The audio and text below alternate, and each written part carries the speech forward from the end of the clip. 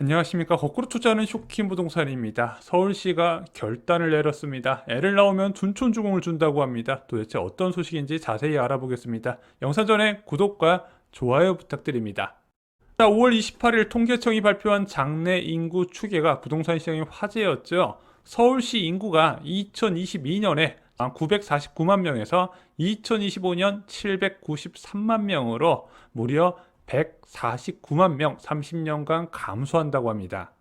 서울시의 가장 큰 고민, 저희가 영상에서 자주 말씀드렸죠. 10년간 86만 명이 순유출됐는데 주로 나가는 연령대가 40대더라. 왜? 자녀 키우기 좋은 환경으로 이사를 가는데 그런 환경은 서울에서 굉장히 비싸기 때문에 경기도나 인천으로 빠져나가네? 그러면은 40대가 자기만 나가겠습니까? 애들도 데려 나가다 보니까 서울에서 애들이 없다는 게 얘기가 계속 나오고 문 닫는 학교 이야기도 더불어서 나온다는 거죠. 심각한 고령화 도시가 되고 있다는 거, 서울시 입장에서는 굉장히 큰 고민이라는 겁니다. 이런 문제 때문에 서울시가 발표한 대책이 있었죠. 바로 서울시 자녀 출산 무주택 가구의 거주비 지원. 무주택 출산 가구에게 2년간 월 30만 원을 지원하겠다.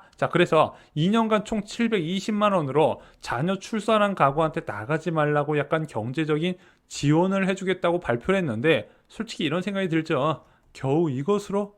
왜냐면은 출산 가구는 자금이 아니라 아이를 기준으로 해서 주거지를 선정하거든요. 보통 출산한 가구가 있는 집은 아이를 키우기 적합하지 않은 면적이거나 환경인 경우가 많아서 더 나은 주거 환경을 선택해야 되는데, 단순하게 월 30만 원 더 지원한다고 경기도로 이사 갈 거 안 갈 것이냐? 그러진 않겠죠. 이게 근본적인 해결책은 될 수가 없다는 겁니다. 서울시는 결국 좀 더 현실적인 카드를 꺼내 들었습니다. 신혼부부한테 임대주택을 제공하는데, 단순하게 임대주택을 제공하는 게 아니라 2자녀 이상 출산할 경우에 분양 우선권을 주겠다. 그래서 올림픽파크 포레온 300호 공급부터 올해 시작을 한다고 합니다. 이것 때문에 굉장히 큰 화제가 됐어요. 오늘 발표된 새로운 임대주택 정책 이름은 장기전세주택 시즌2였습니다. 오세훈 서울시장의 임대주택 브랜드인 장기전세 제도에서 파생된 거예요. 신청 자격이요, 좀 확대가 됐습니다. 혼인신고일 7년 이내 또는 6개월 이내 혼인신고 예정. 그래서 혼인 예정자들도 장기전세에 넣을 수 있도록 제도가 바뀌었어요. 그러면은 지원할 수 있는 것과 당첨되는 건 또 다른 건데, 이 장기전세 주택은 가점제로 선발이 되잖아요. 가점제로 선발할 때 자녀가 있는 사람한테 우대할 수밖에 없었는데, 새로운 장기전세 주택 시즌2에는요 유자녀 가구 50%, 무자녀 가구 50%를 배정한다고 합니다. 물론 유자녀 가구는 방 2개 이상 넓은 평형에 우선 배정한다고 하네요. 무자녀 신혼부부를 예로 들어보겠습니다. 신혼부부 입주할 때 거주기간은 10년이라고 합니다. 근데 자녀를 한 명이라도 출산하면 거주기간이 20년으로 늘어난다고 해요. 또한 소득 기준도 굉장히 완화가 됐습니다. 전용 60제곱미터 이하 같은 경우는 월평균 소득 120% 이내, 맞벌이 같은 경우는 180%까지 해주고요. 전용 60제곱미터 초과 중형 면적 같은 경우는 월평균 소득 150%, 맞벌이는 200%까지 확대를 해주고요. 나중에 자녀를 출산할 경우에 소득이 좀 늘어난다 하더라도 기준을 완화해서 퇴거되지 않도록 배려를 해준다고 합니다. 가장 중요한 매수 청구권 알아보겠습니다. 이것 때문에 중요한 거죠. 서울에서 공급되는 임대주택은 대부분 정비사업을 통해서 공급되고, 그 정비사업을 통해 공급되는 아파트는 가치가 높을 수밖에 없더라. 근데 임대주택으로 거주하다가 나중에 그것을 매수할 수 있는 권한을 준다면 이건 또 다른 이야기거든요. 매수 청구권은 언제부터 적용이 가능한다? 신혼부부가 입주하고 나서 2자녀 출산할 경우에 가능하도록 하겠다. 그래서 시세의 90%에 공급을 하겠다고 하고요. 3자녀 이상 출산 가구에는 시세의 80%로 공급을 한다고 하네요. 보통 이것은 감정평가 기준으로 금액을 책정합니다. 장기전세 시즌2 얼마나 공급될까요? 서울시는 2026년까지 2396호를 공급한다고 합니다. 그래서 올림픽파크 포레온 300호를 시작으로 매년 상반기와 하반기 때 모집을 한다고 하네요.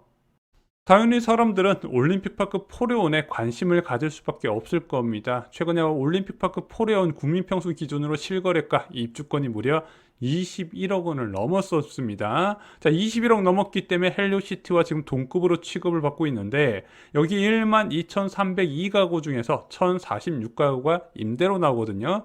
전용 29제곱미터, 39제곱미터, 49제곱미터, 59제곱미터 고루고루 나오게 됩니다. 이 중 30%가 장기전세 시즌2로 공급이 되고 내가 임대로 잘 거주하다가 나중에 분양까지 받을 수 있겠더라 기대감이 커질 수밖에 없다는 거죠. 자, 공급되는 면적 보겠습니다. 29 타입은 뭐 청년이 거주해야 되는 크기고 39 타입부터 이제 신혼부부가 들어가기가 적합할 것으로 보여집니다. 그나마 좀 구조가 잘 나왔어요. 보통 39 타입 대충 평면 뽑은 같은 경우는 거실하고 안방이 같이 합쳐져 있는데 여기는 거실하고 안방이 좀 분리된 구조긴 합니다. 그래서 어린 자녀 한 명 키우기까지는 나쁘지는 않아요. 49 타입 정도 되면 이제 자녀 한 명까지 키울 수 있게 되고요. 59 타입 정도 되어야 자녀 두 명까지는 이제 키울 수 있지 않을까 저는 이렇게 생각합니다. 개인적으로 뭐 헬로시티나 올림픽파크 포레온의 임대주택 보면 아쉬운 게 많아요. 이제 박원서울시장 때 인허가를 받은 건데 박원서울시장은 대학생이나 청년들을 챙긴다는 이유로 재건축이나 재개발로 공급되는 아파트에 이런 39 타입 중심의 초소형 면적의 임대주택을 공급을 했습니다. 개인적으로 아파트 공급 부지는 3, 4인 가구를 위한 임대주택이 나와야 된다 생각을 해요. 그래서 지금 오세훈 서울시장 같은 경우는 임대주택을 공급할 때 최소 면적이 거의 59제곱미터 이상으로 저는 알고 있습니다. 그렇게 나와야 서울에 있는 자녀를 출산한 가구의 이탈을 막을 수 있다. 저는 이렇게 생각을 해요. 장기전세 시즌2 어떤가요? 좋은 제도예요. 문제는 공급이 너무 적다는 거예요. 지금 서울의 인구가 뭐 몇만 명 단위로 빠져나가는데 4년간 2,300호 기본 장기전세까지 다 합쳐도 턱없이 부족한 게 맞죠. 서울시도 이런 문제를 잘 알고 있겠죠. 그래서 공급을 늘리기 위해서 요즘 어떤 방법을 선택한다. 뭐 역세권 350m 이내 용적률을 굉장히 많이 올려줘서 혜택을 준 용적률의 절반을 공공주택으로 공급한다는 계획을 발표했어요. 분양주택 30%, 임대주택 70%, 이제 분양주택은 주변시세 90에서 95% 저렴하게 공급을 하고 임대주택은 주변시세 50%나 70에서 80% 수준에 공급하겠다는 계획을 발표했습니다. 면적도 전용 44제곱미터에서 60제곱미터로 좀 넉넉하게 공급을 하는데 문제는 이게 정비사업에 용적률 인센티브를 주면서 공급받는 제도잖아요. 아무리 이게 호응도가 좋다 하더라도 최소 15년 이상이 소요된다는 겁니다. 그래서 서울시는 예전부터 저희가 강조드렸지만 공공택지가 없다는 한계 때문에 지금 같은 30대, 40대의 인구 유출을 막기가 쉽지 않다. 저는 개인적으로 이렇게 생각을 하고 있어요. 진짜 청년들이나 젊은 부부들의 주거 안정에 관심이 많다면 공공택지를 서울시에 지정을 하면서 대규모 저렴한 임대주택과 공공주택 공급이 필요하다는 게 제 생각입니다. 서울시는 요즘 고민이 많을 겁니다. 바로 장기전세 제도에 대해서 고민이 필요할 때가 됐다는 거죠. 장기전세는 시프트란 브랜드로 2007년 1월 2일 날 발표가 됐습니다. 그리고 강일동, 장지동, 마곡지구, 세곡동, 내곡동, 상암지구 등의 입주가 진행됐어요. 보통 2007년에서 2009년에 많이 입주를 했고 주변시세 80% 선에서 공급이 됐습니다. 주로 보금자리 주택 사업을 통한 공급에서 일정 비율을 이 시프트로 공급이 됐었죠. 당시 전세 시세의 80%다 보니까 25평 기준으로 1억대 보증금이 많이 책정이 됐습니다. 자, 그런데 시간은 빠르게 흘러 벌써 시프트란 제도가 시작된 지 14년에서 16년이 지났습니다. 최초 계약 예를 들어 1억 8천만 원에 계약을 했습니다. 보증금 증액 시 최대 5%까지 증액이 가능하거든요. 8번을 재계약했다면 2억 6천 정도 돼 있을 겁니다. 14년에서 16년 동안. 자, 그런데 4년 뒤에 여기 거주한 사람들은 단체로 전세 만기가 다가옵니다. 문제는 이 보증금으로 빌라 전세도 가기 힘들게 됐다는 거죠. 어떤 식으로든 서울시는 고민을 할 때입니다. 원칙적으로 계약 종료할 것이냐? 그러면은 지금 그 장기 전세에 거주하고 있는 수천에서 수만 되는 그 임차인들이 동시에 높은 임차료를 부담해야 되는 상황이 펼쳐질 수 있다는 거, 이게 과연 맞냐 생각할 필요는 있다는 거죠. 그러면은 좀 쉬운 방법으로 기간 연장도 고민할 수 있는 겁니다. 20년 살다가 나가는 게 아니라 한 5년 정도의 시간을 더 주거나 아니면은 뭐 다른 임대주택, 통합 임대주택처럼 한 30년까지 늘린다든가 이런 식으로 고민해 볼 수 있다는 거죠. 마지막으로 장기 전세 시즌 2처럼 분양 전환도 고민하는 게 어떠냐? 아마 서울시는 여러 가지 방안을 두고 생각을 좀 많이 할 것 같습니다.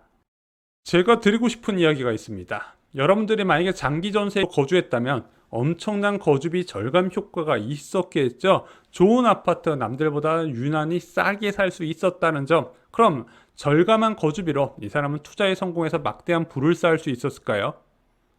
그렇지 못한 경우가 대부분이라는 겁니다. 왜? 거주비가 적게 들면 사람은 그만큼 쓰게 돼 있다는 거죠. 결국에는 이렇게 전세로 오래 거주했다는 거 가난해지는 길이더라. 근데 저는 계속 강조드린 게 전세 거주 기간이 길면 길수록 손해다, 짧아야 된다고 강조를 드립니다. 여러분들의 소중한 보증금은 화폐 가치 하락에 직격탄을 받는다는 거죠. 장기 전세 사례를 보면서 여러분들도 깨닫는 게 있으셨으면 좋겠습니다. 집값이 비싼데 어떡하라고? 저는 무주택자도 희망이 있다고 생각합니다. 왕숙 신도시의 핵심 입지, 대장 신도시의 핵심 입지, 저희가 올렸던 일반 영상 보셨나요? 자, 무주택자가 인생을 바꿀 수 있는 가장 쉬운 방법은 10년마다 한 번 오는 기회에 대규모 신도시에서 기회를 찾는 거라고 생각합니다. 자, 아무 신도시나 받으면 안 돼요. 핵심 입지를 골라서 가시는 것을 적극 추천드리고 지금부터 공부를 하시기 바랍니다. 이상 영상 마치겠습니다. 감사합니다.